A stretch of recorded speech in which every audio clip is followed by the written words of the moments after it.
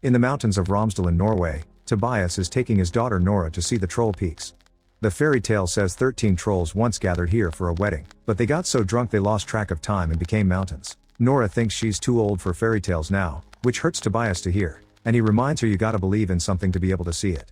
20 years later, on the Atlantic coast of northwestern Norway, Nora is an archaeologist on a digging expedition with her team.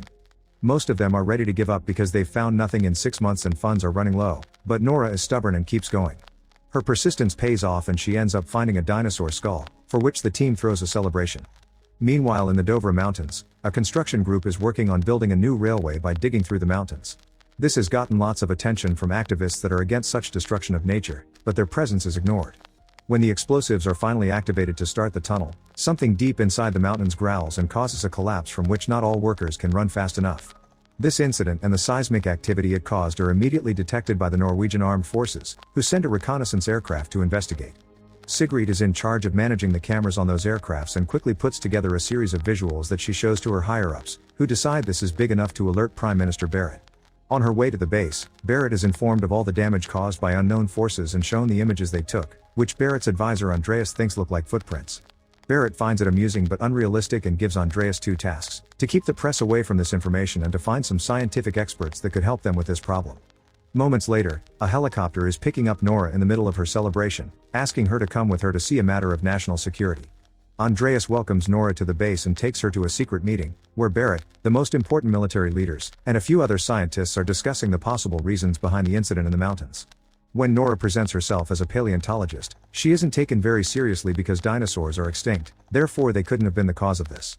While the team doesn't reject the possibility of a military attack from another country yet, so far the reports seem to favor the theory of the cause being geological in nature. Pictures appear on the screen showing a crater and indentations on the landscape, which prompts the scientists to throw theories like sinkholes or subterranean pockets of gas. Nora interrupts them to point out those craters are clearly footprints, but once again, she isn't taken seriously because footprints would mean monsters, which is a stupid idea. Another interruption comes from Sigrid, who has hacked into the phone of one of the activists and has found live footage of the incident. The destruction is quite disturbing to watch, but before the others can go back to their gas theories, Nora makes Sigrid play the video again, more slowly this time. There's a clearly roaring sound in the background, similar to an animal, and in the shadows among the falling rocks, there's a huge and mysterious humanoid shape. Meanwhile in Lesia, an old married couple wonders what's gotten into their dog, who won't stop barking. Suddenly, the entire house starts shaking, so the couple runs to hide in their basement before everything starts to crumble and the power goes out. Once the shaking stops, the couple comes out to find their house completely destroyed, although the dog at least is okay. Back in the base, the leaders still refuse to believe the footprints could have been left by some kind of giant creature, and Nora points out that whatever it is they need to take action against it instead of sitting on their butts and arguing for hours. Barrett is impressed by her attitude and makes Nora the official scientific advisor, then she's asked to go with Andreas to Lesia to check out the latest incident. On the helicopter, Andreas asks Nora how she became a paleontologist, so Nora tells him she's loved nature since she was a child, and her kitty love for fairy tales evolved into wanting to look for the real monsters underground. Her mom died when she was 10, and her dad was a professor of origin mythologies and folklore, but the older he became, the less he could distinguish between reality and fiction. This is why Nora hasn't seen Tobias in years. Andreas confesses he wants to be a writer and is excited about the possibility of this incident having supernatural causes, but Nora cuts him off when they arrive at their destination, shocked by the damage to the landscape. The military is already securing the area, and Nora is welcomed by Captain Christopher, who shows them the tracks that came from across the river and into the valley, then make it 2 miles south into the mountains before simply stopping. The soldiers did a full sweep of the area, but they found no other clues. Nora asks the old couple some questions, but they didn't get to see much because a giant moving figure was blocking the sun. They did hear something though, a loud howling that sounded like a very sad melody. Afterward, Nora takes a closer look at the damage and notices a very strange and strong smell that she decides to call hypernature. She also uses UV light to look for biological traces, but she finds nothing other than earth and stones. Nora asks to be taken to the place where the tracks suddenly stop, and the thermal scanner shows no signs of life, only mountains. Since this creature is too big to hide or disappear, Nora wonders if it's capable of camouflage. Nora's starting to come up with some theories, but she is still unsure, so she takes Christopher and Andreas to see Tobias, who comes out with a firearm when he sees strangers on his property, especially an armed soldier. After Nora makes him realize this is the daughter he hasn't seen in years, Tobias accepts to let them in, although he'll have to put on some pants first. Tobias' house is filled with paperclips and research that show his obsession with finding a mythical creature known as a troll. Nora stops him from talking about all his theories about trolls being real and the witnesses being silenced and asks him to concentrate on the footage she proceeds to show him, explaining she thinks his old work may have some clues. After all, nobody knows these mountains better than him. However, Tobias thinks this footage proves his troll theory is real, and when Nora points out scientists would have already found troll DNA if they actually existed, Tobias reminds her that the Christianization of Norway got rid of all the mythical creatures, and when he was about to reveal it all, Tobias was sent to the loony bin. He thinks the people in charge have always known, and fairy tales were written to make trolls look evil and dumb when they're actually pretty smart. Nora can't believe what she's hearing, but Tobias is too excited for objections and joins the team to continue the investigation. When they arrive at the area where the tracks stop, Tobias immediately notices that the topography is all wrong and doesn't match the maps. He also points out this is like being on an adventure together again with his daughter, but Nora doesn't want this to be some kind of reconciliation. Suddenly, the smell of hypernature hits their noses and the sky darkens as the mountain behind them opens an eye. It turns out both father and daughter had been correct. The creature is indeed a troll, and its ability to camouflage has allowed him to pretend to be part of the mountain, explaining why the topography was wrong. The troll stands up, showing its mighty body and roaring at them, thus the team runs back to the helicopter to get away. They still manage to get the troll on camera though, and when the base gets the transmission, they can't deny the truth any longer. Christopher takes the group to his military camp in order to call the base to inform them of what they've learned. Nora continues to use the words unknown creature not to look crazy, but Tobias interrupts her to tell everyone that it's a troll that got bothered by the construction in the mountains, which Tobias considers a mockery of nature. The leaders consider him to be crazy and kick him out, but when Nora asks for more time, she isn't hurt either. They're worried about the safety of their country, so they'll go ahead and prepare a military operation. Afterward, Nora is furious with her dad for ruining it all and wants to leave, but Tobias changes her mind when he explains he knows this isn't a fairy tale, this isn't a troll that will simply be pushed back by weapons and sunlight. The troll has woken up alone and is scared, thus weapons will make it even angrier, not to mention nature always pushes back. Nora accepts he's right and stays, now it's just a matter of convincing Christopher of taking them with him. He at first turns them down, but after some begging from Nora, he accepts to hide the trio in his helicopter as long as they promise to follow his orders. Night has fallen over Heidel by the time the whole military operation makes it there. While they wait for the troll to appear, Tobias and Nora remember the old fairy tales they used to share during their adventures, and the two of them finally reconcile. The troll shows up a moment later, but when he gets close enough he stops moving, and Tobias is sure the creature knows they're there.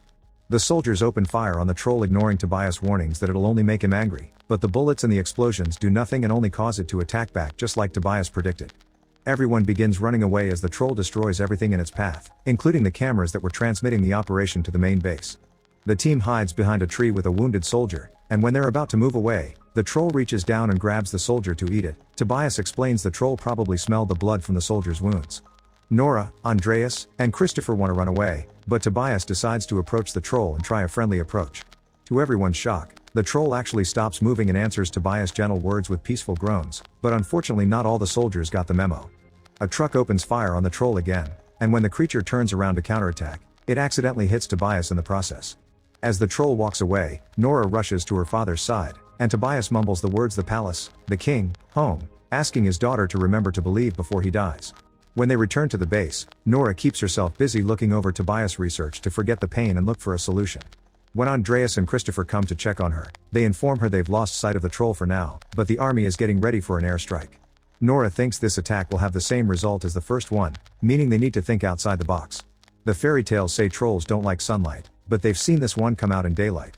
The other clue they have is Tobias' mention of how the trolls were destroyed by the Christianization of Norway, which gives Nora an idea. They contact Barrett and the others to explain that stories say trolls used to throw boulders at churches when they heard the bells, which means bells are what they need to use. The leaders think this is ridiculous, so Christopher has to cut in to remind them nothing has worked so far and they need alternatives, thus Barrett reluctantly gives them permission to carry on the plan. The troll reappears moments later, coming closer to the Hunderfossen family park and causing massive panic among the crowd. As everyone begins running away except for a little girl that wants to watch the creature, Christopher and Nora show up in a helicopter, guiding a whole hover that is carrying giant bells. They surround the troll with these bells as they make them ring, and Nora turns out to be right, the sound does hurt the troll's ears. However, the troll also doesn't hesitate to attack to defend himself, hitting the helicopters and making them crash. When one is about to fall on top of the little girl, the troll surprisingly grabs the helicopter to save her before it walks away. Since this happened in such a public location, now the whole world knows about the troll and the fact it's making its way to the capital city. Newscasts from every country cover the incident and phone-recorded clips go viral on social media. When the team returns to the base, a furious Barrett ignores Nora when she points out the bells did work, so they should try again from a different angle, and kicks her out of the base. On her way out, Nora bumps into Christopher, who confesses he thinks Barrett is making a mistake and he'll be there for Nora if she ever needs anything. In the conference room, the military leaders tell Barrett about some dangerous missiles that haven't been officially approved yet. Barrett can't believe she didn't know about this, and Andreas points out such weapons shouldn't even be considered, but this only gets him kicked out of the room. Seeing as he won't be taken seriously, he decides to quit and rejoin Nora on his way out, telling her to get ready because they're evacuating the city. Moments later, Barrett appears on TV officially announcing a state of emergency and asking all the citizens to collaborate as their soldiers take over to prepare for the next operation and help them evacuate without issues. Nora and Andreas are in the same car and get stuck in traffic, so Nora uses this time to keep looking at Tobias' research. The pages keep mentioning Sinding and something about a gatekeeper, which prompts Andreas to comment it could be Rickard Sinding, the Lord Chamberlain at the Royal Palace. Nora suddenly remembers Tobias mentioning King, Palace, home before his death, and reaches the conclusion they need to go to the Royal Palace. Andreas drives them there and they are stopped by the guards at the gate, but Sinding immediately comes to let them in because he expected Tobias or someone related to him to show up sooner or later. Sinding explains he respected Tobias, even if Tobias hated him, and his stubbornness allowed him to be one of the few people that discovered the secret underneath the palace. Once upon a time, it was considered good luck to build a palace on top of another king's home, and it turns out this particular palace has been built where the Troll King used to live. Nora and Andreas are taken to a tunnel full of troll bones as Sinding explains that the Christianization of Norway killed everything that went against their faith. They ambushed the royal troll family and only spared one baby to lure the king into the mountain. There, they locked it inside a cavern and left it for dead. 12 years ago, Tobias found out about all this and Sinding sent him to the loony bin to guard the secret. He feels bad about that, but still considers it the right thing to do, which makes Nora furious. This isn't time for an argument though. Nora realizes Tobias was right, the Troll King is coming home to the palace and they need to stop it. While looking around the bones, Nora notices her UV light is damaging them, which means the stories were right about sunlight after all. They've seen the troll out during the day, but they haven't seen it under direct sunlight because of the clouds and the mountains. Andreas points out they can't control the sun, but Nora has a plan, and she calls Christopher to get his help. He will put up a special trap while Nora and Andreas lure the troll to it. Meanwhile, the troll has arrived at the city, and once again the military attacks do nothing to it, so Barrett approves the use of the missiles. Sigrid notices the leaders are getting ready to launch those missiles and calls Andreas to warn him, which means they need to find a way to buy time. Andreas asks Sigrid to try to hack into the army's system to stop the launching while Christopher is ringing the alarm system all over the city. This brings all his soldier friends to his location to help him with the trap. Sinding helps as well, asking the guards to put one of the troll's skulls on the biggest truck they have, which Nora and Andreas will drive around the city to lure the troll away from the palace. It takes Sigrid a few tries to get into the system, but once she's in, she immediately stops the missiles, giving Nora and Andreas the time they need. When the troll comes closer, they finally take off and reveal the skull on the back of the truck, which causes the troll to roar in anger and go after them as planned. Nora calls Christopher to tell him they're on their way, prompting him to offer a motivational speech to his soldiers in order to keep them brave when the monster finally appears. After lots of crazy driving through the streets of Oslo, Nora and Andreas reach the highway only to accidentally lose the skull in the process. The troll stops running to pick it up, letting out a painful grieving groan for its children before it notices its reflection on a building. When it tries to touch the glass, it breaks and the sudden shattering noise startles the troll, causing it to accidentally drop the skull, which breaks into a million pieces. Furious, the troll roars in pain, making Nora feel how sad it is over being the last of its kind. The creature comes after them for revenge and Nora goes back to the original plan of driving away, dodging all the destruction the troll is causing the best she can. At the base, Sigrid's hacking is discovered and her computer is taken away so they can restart the system. Seconds later, Nora and Andreas make it to the area with the trap, so they jump out of the truck to finish luring the troll right to the center as it steps on the vehicle. The troll tries to step on Nora next, but at that moment, the soldiers activate dozens of UV lights that surround the creature and start burning it. The plane with the missiles is coming closer too, but the pilot hesitates when he sees civilians on site. An argument begins at the base to see if they should abort or not, inspiring Sigrid to punch the idiot that doesn't care about his citizens, and the operation is effectively aborted. Barrett and the other people at the base watch on their screen how the troll is slowly dying, and Christopher's soldiers are already celebrating the victory. However, Nora can't stand hearing and seeing a life suffer like this and turns off the power to save it. The soldiers get ready to shoot, but Nora stops them too before approaching the troll the same way her father did, gently asking it to go back to the safety of the mountains.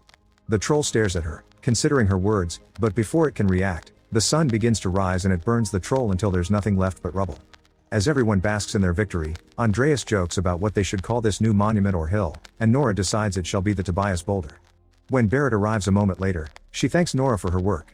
Andreas reminds the Prime Minister that he quit and announces he'll be a writer. Then when he walks away with Nora, he wonders if there may be more creatures hidden in Dovre. Meanwhile, deep in the mountains, something is starting to move under a pile of rocks. Make sure to subscribe and turn on notifications so you can watch more videos like this. Thanks for watching.